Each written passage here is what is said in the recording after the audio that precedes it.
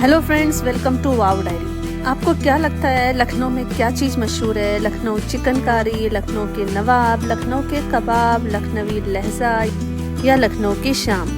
But Lucknow में मैं आपको बताती हूँ कुछ स्पेशल, वो है यहाँ के पार्क्स।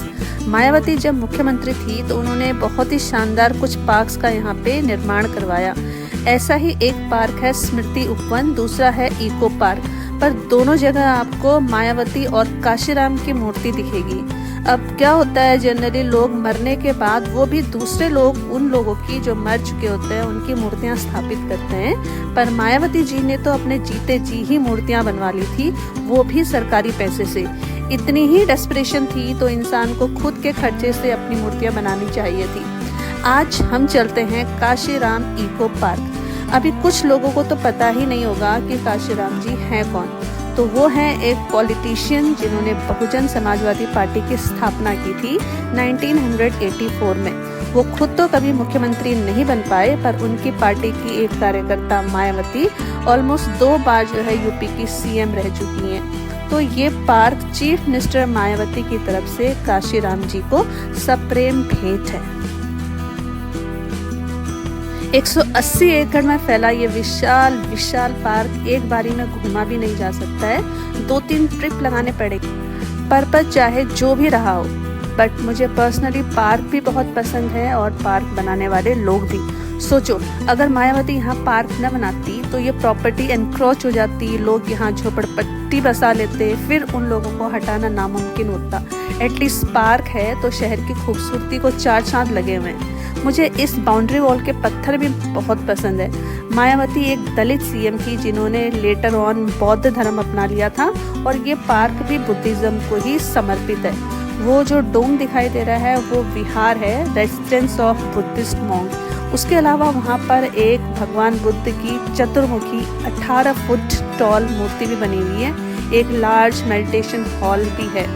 देखिए, लखनऊ में एक प्राणी उद्यान यानी चिड़ियाघर तो ऑलरेडी है ही, जहाँ पर आपको लिविंग स्पीसीज दिखते हैं, बट इस पार्क में भी एक 4 डायमेंशनल प्राणी उद्यान है जिसमें बहुत सारे स्पीसीज हैं, बट वो सारे के सारे मॉडल्स मात्र हैं। कुछ मेटल्स के बने हुए हैं, कुछ मार्बल्स के बने हुए हैं। ये पार्क इतना विशाल है कि इसको नॉर्थ साउथ सेंट्रल जोन में डिवाइड करना पड़ा है। सेंट्रल एरिया ग्रीन बेल्ट है, यहाँ वैरायटी ऑफ स्पीसीज के प्लांट्स लगाए गए हैं। मुझे तो इस पार्क के मेंटेनेंस को लेकर भी बड़ी चिंता सताई जा रही है। कितनी मैन पावर लगानी पड़ती होगी यहाँ पर साफ सफाई के लिए। अगर आपको इस पार्क की डिटेल और माइन्यूटली जाननी है तो आप इस पार्क का ऑफिशियल वेब पेज है, उसको विजिट कर सकते हैं।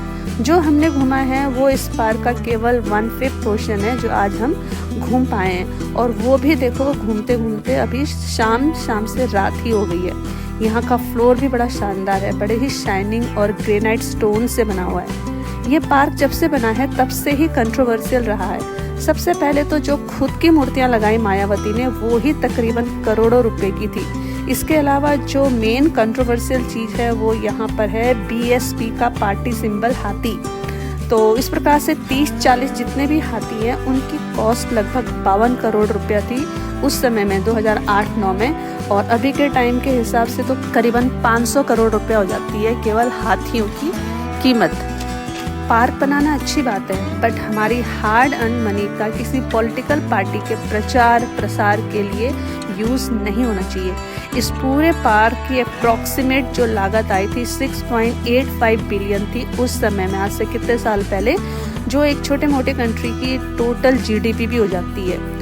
दूसरा ड्रॉबैक उस समय की अपोजिशन पार्टीज़ का भी है, जैसे बीजेपी, कांग्रेस, एसपी, इन सभी का, जिन्होंने सरकारी पैसे का ऐसा मिसयूज होने दिया। और जब अपोजिशन ही मुंह में गोलगप्पे ठूंस के रखेगी, कुछ नहीं बोलेगी, तो ऑब्वियस है जो रूलर होता है वो डिक्टेटर तो बन ही जाता है। इसके अलावा 2600 करोड़ के बजट में बने इस पार्क में 111 करोड़ का तो केवल घोटाला ही हुआ है, और वो 111 करोड़ वेरियस स्टेजेस पर ऑफिसर्स, एम्प्लॉयज़, कॉन्ट्रैक्टर, पॉलिटिशियंस, इन सब लोगों ने गटक लिया था। 2014 में सुप्रीम कोर्ट की हेयरिंग के दौरान जजमेंट दिया गया कि मायावती को अपनी मूर्ति और हाथियों की मूर्ति में जितने भी पैसे उसने सरकारी खजाने से स्पेंड किए वो पैसा उसको वापस लौटाना पड़ेगा अपने पार्टी फंड से या अपने पर्सनल फंड से। अब वो पैसा वापस कब तक देंगी, दे पाएंगी नहीं दे पाएंगी, वो तो आगे की बात है। रूलर्स आते हैं, चले जाते हैं और पीछे छोड़ जाते हैं कभी न खत्म होने वाली controversies, histories, conflicts. Park plus politics, ये नया ट्रेंड देखने को मिला है बीएसपी रूल में। खैर, चीज़ों को सुधारा जा सकता है, उन पर रोया नहीं जाना चाहिए। इस प्रकार पार्क में ज़्यादा प्लांटेशन करके इसको विजिटर्स के लिए एक मेमोरेबल एक्सपीरियंस बनाया जा सकता है, क्योंकि विजिटर्स पॉलिटिक्स से उबकर ही तो पार्क में आते हैं। और सोचो, अगर पार्क में भी पॉलिटिक्स शुरू हो जाएगी तो फिर आप आगे समझदार हैं ही।